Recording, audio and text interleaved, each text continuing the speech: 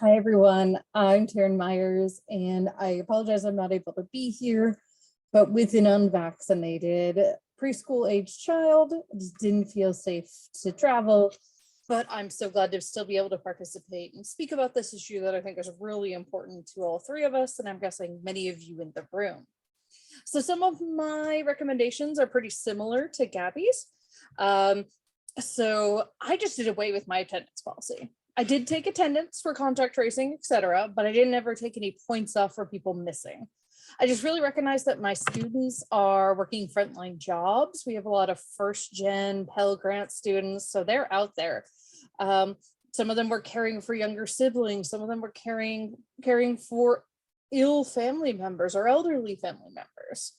So before I was able to get vaccinated, I had to teach entirely on Zoom due to my own risk factors.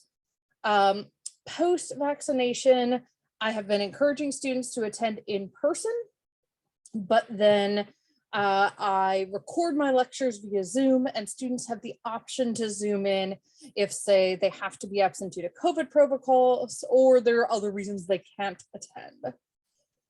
My deadlines just ended up serving like guidelines that I just said, any of you can turn in anything late. You don't need to ask for any extensions. It saved me a bunch of emails. It saved them stress. They had till the time of their final exam. And students were encouraged not to get behind or overwhelmed. So some reflections on this. Students really appreciated being able to attend it and participate even when they had to quarantine or isolate.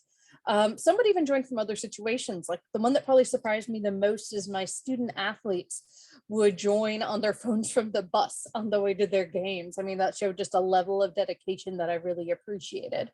And I liked that they were still able to participate in class. I mean, they would unmute themselves and talk, and it was great. Also, this made accessibility of the class much easier, much better for students with disabilities who may not be able to attend, not due to COVID, but due to other things related to their disability.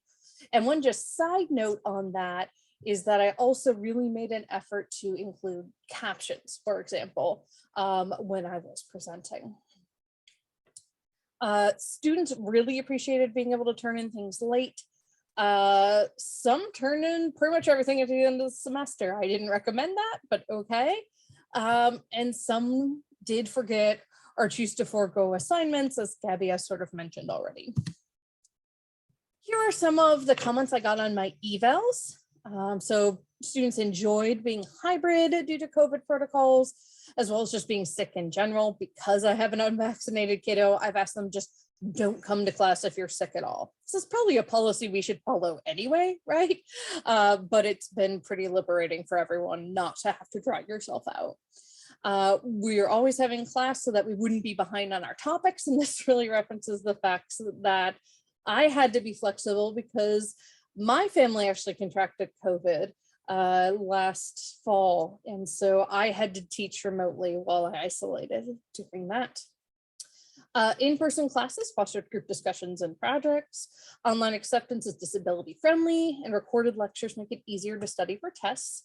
I said that I'd be lenient on due dates for assignments, but informed us it'd be a bad idea to procrastinate. I said almost those exact words. But I just thought it was really considerate of her to understand that we have lives and sometimes things get in the way. She's very understanding of her students' various schedules and struggles. Turning in late work was not a stressful experience in this class, which was not always the case for my other classes. So students really did appreciate, respond well to this flexibility.